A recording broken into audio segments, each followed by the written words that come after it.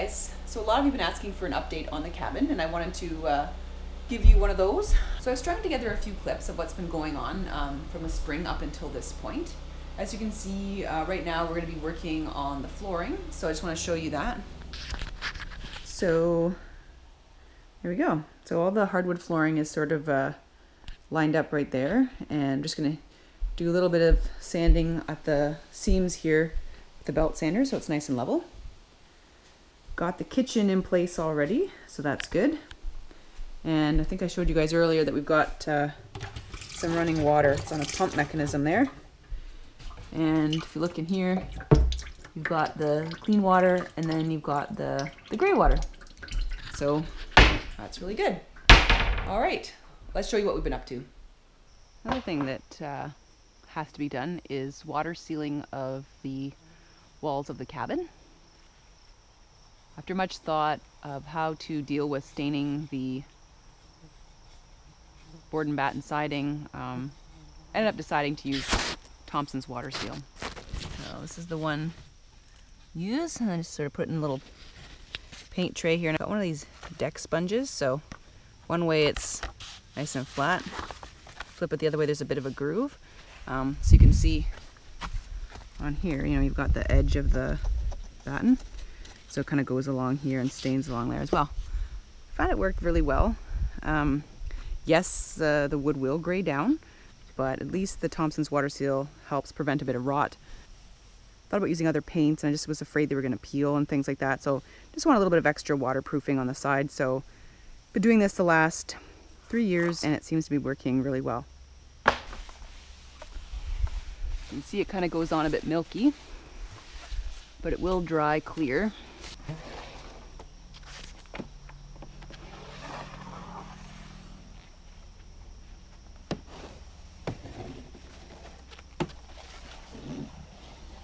So just continuing on with the spring update, you can see we have to level the cabin. Every winter the cabin wants to sink a little bit on its edges. So we need to use these bottle jacks here, and ever so slowly, you know, we're gonna give it a good crank here to lift it up. And then what we do, as you can see,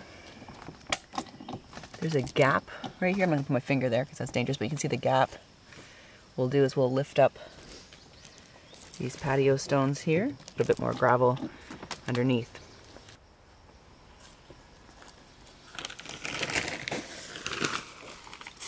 So we're using bottle jacks here to jack up the cabin. These little guys are the 2-ton bottle jacks from Princess Auto. Now if you're just to crank this up and to make contact with the framing of the cabin, you kind of just punch a hole into the wood. So what we're going to use is 1/4-inch steel bar to spread the load. You place the bar in the jack, and then presto, up goes the cabin.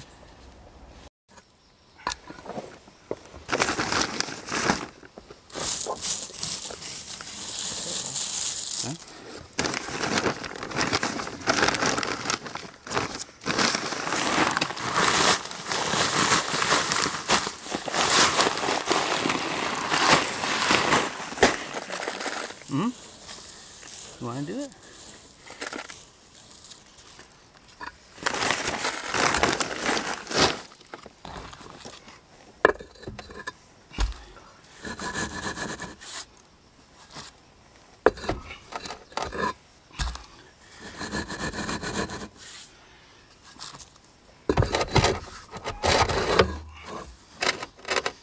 Fun.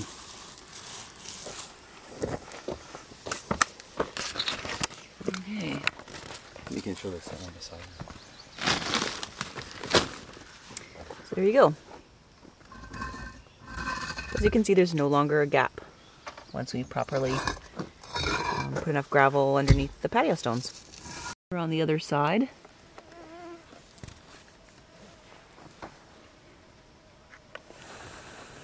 We've got 4 jacks doing the job over here, and it looks level. So now all the bricks are done. We're just going to release the tension there on the bottle jacks.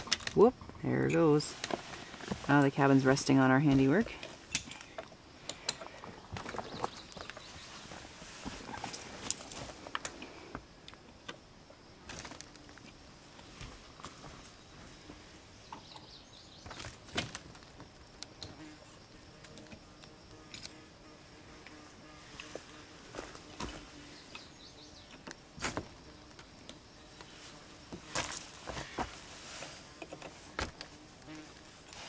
All right.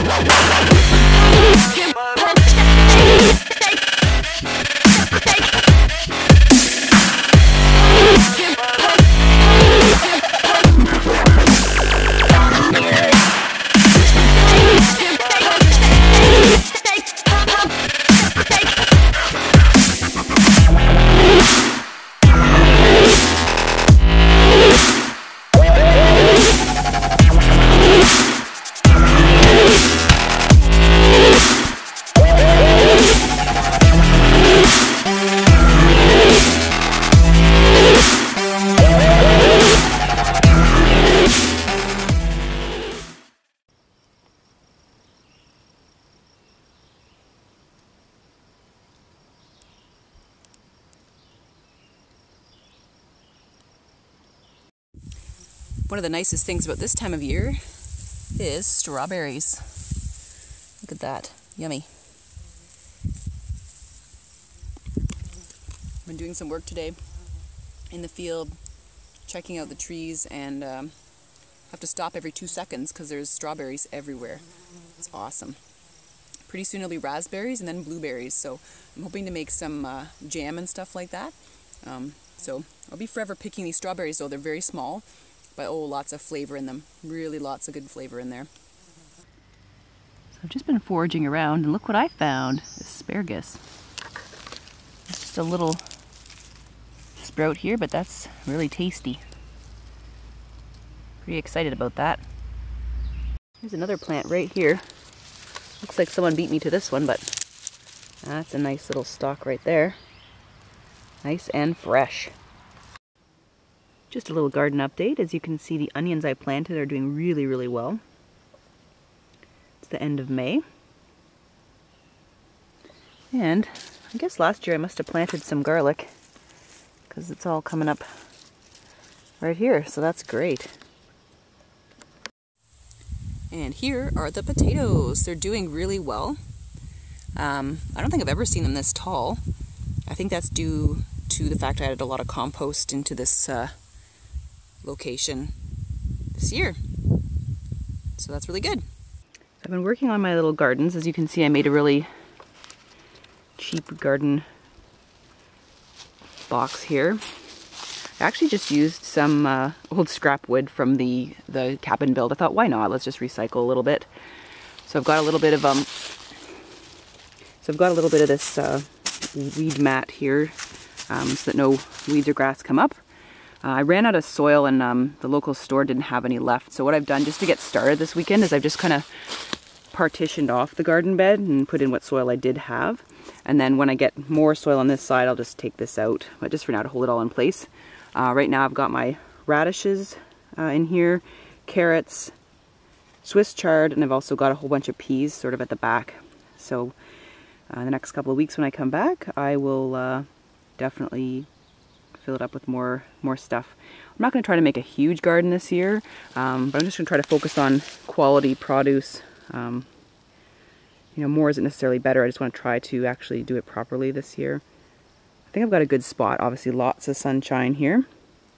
It'll get a little shadier as the leaves come out, but I think it's pretty good. I've also made some changes to the Perennial Garden. As you can see, I've added lots of really neat flowers in here. This plant at the back, gorgeous. It's going to be about 12 feet tall. And it's called an Azalea. So it's going to attract a lot of pollinators in, a lot of bees. I've already seen the bees going toward it. We've got some foxglove right there. Little spruce I transplanted is doing well. I put him in here last fall and he's already got some new growth. There's an iris. Some other purple flowers there. Another foxglove. So that's going to be really nice. And right here I've got a tamarix. It's a tall shrub. And all these little sprays here will be pink. So it's going to actually grow to probably about 12 feet tall as well. So with the cabin right there, you can see it's going to be a huge plant. It's going to kind of spray over the pathway, which I think is really nice. Of course, right now, the forest is full of petroleum. It's really pretty. Here, I've got a little garden started. This is going to be dill and lettuce. Just a little hanging basket here. I've got it secured with a stick from the woods there. I think it looks pretty cool. So here's the field in the area where I planted the high bush cranberries. It definitely looks a little different than when you guys saw it last. It's really grown up. I have to look all over the place for it, but here they are. Wow, they're doing really well. Cool. So as you can see, they've all leafed out. They're doing well. None of them have died, which is fortunate. We're in the middle of a drought right now, so it's tricky for them, but they've all leafed out. I'm going to leave them protected for at least the first year from the deer and stuff like that. It's very tasty.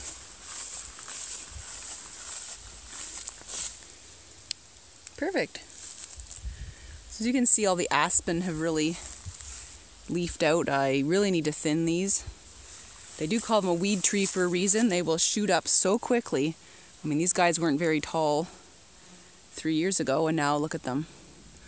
They're probably, I'd say about 10 feet tall, a lot of them. So the white pine in the field are doing quite well. These are the original ones. You can see they're already, this is the growth just from this year. Look at that. They really do well in this environment.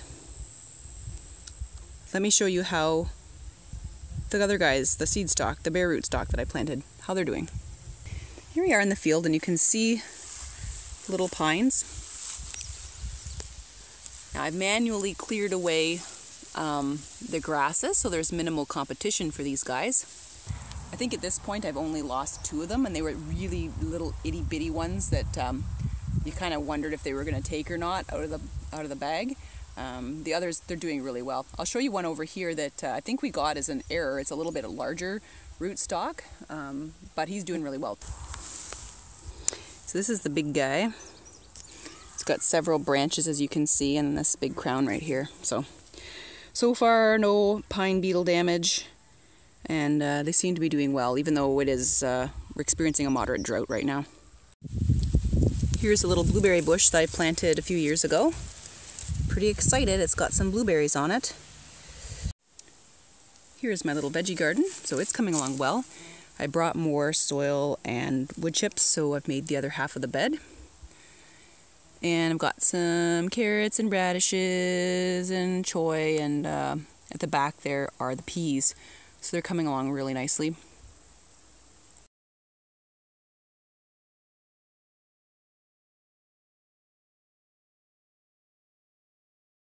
Interesting. You can see with the elk jaw there,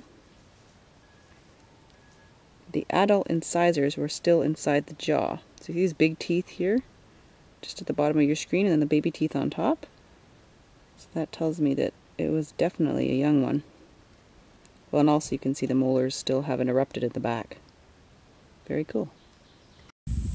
Alright guys, that's the updates from the cabin for this week. I hope you guys have a wonderful week as always, and don't forget to subscribe if you're not already a subscriber, and thumbs up if you'd like more videos like this. Take care.